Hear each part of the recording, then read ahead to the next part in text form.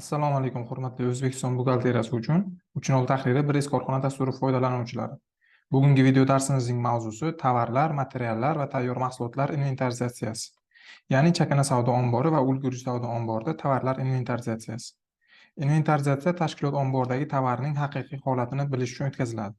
Inventarizatsiya rejali va rejadan tashqari bo'lishi mumkin. Inventarizatsiya hujjatini yaratish uchun sklad menyusidagi inventarizatsiya tovar bo'limiga kiramiz va savdo tugmasini bosamiz.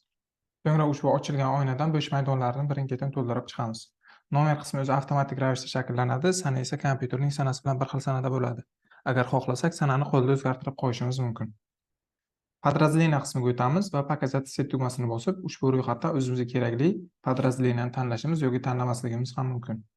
So'ngra sklad qismida показать set tugmasini bosib, ushbu ro'yxatdan o'zimizga kerakli omborni tanlab olishimiz mumkin.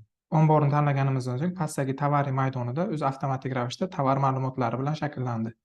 Va yuqoridagi ответственное лицоda ham mas'ul shaxs o'zi avtomatik ravishda chiqdi.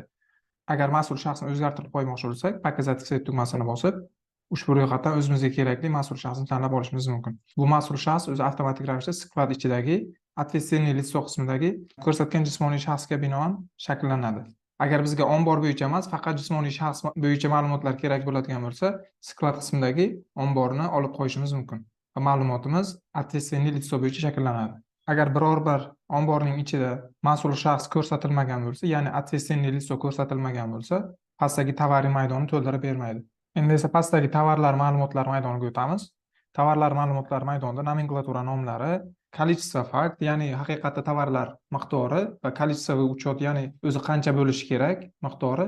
Отклонение esa количество fakt va количество учетdagi o'rtasidagi farq. Sxemada esa o'sha mahsulotning narxi va summa fakt esa mahsulot jami summasi. Shot uchota qismida esa nomenklaturalarning buxgalteriya shoti o'zi avtomatik ravishda chiqadi.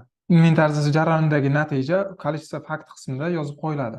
Agar количество fakt количество учетdan kam bo'ladigan bo'lsa, отклонение qismida minusovoy miqdor ko'rinadi. Agar ko'p chiqsa, miqdor qora rangda bo'ladi. Ushbu ma'lumotlar o'zgargandan so'ng summa fakt qismi ham o'zgaradi. So'ng проведение inventarizatsiya qismiga o'tamiz va ushbu qismda inventarizatsiya hujjatining bosma shakli uchun kerak bo'ladigan ma'lumotlari to'ldiriladi. Period qismida inventarizatsiya o'tkazilayotgan sana ko'rsatiladi. Dokument qismida esa hujjat turi tanlab qo'yiladi. Nomerda hujjat nomeri va hujjat sanasi ko'rsatiladi.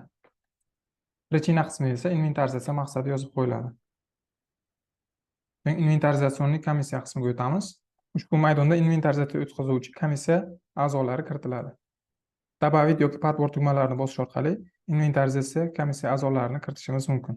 Bu ro'yxatdan inventarizatsiya raisi qaysi jismoniy shaxs bo'ladigan bo'lsa, o'shaning to'g'risida председатель qismida yorliq o'rnatiladi.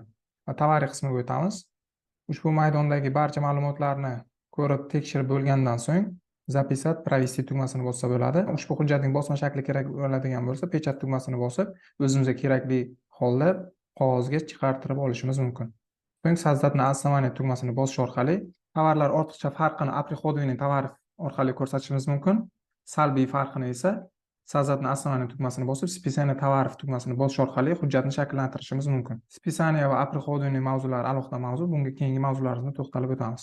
Barcha ma'lumotlarni to'ldirib bo'lganimizdan so'ng pastdagi kommentariya qismida qanaqadir izohlarimiz bo'ladigan bo'lsa, yozib qoldirishimiz mumkin. So'ngra провести zakrit tugmasini bosamiz va hujjat quyidagi inventarizatsiya tovar hujjatlar qatorida ko'rinadi.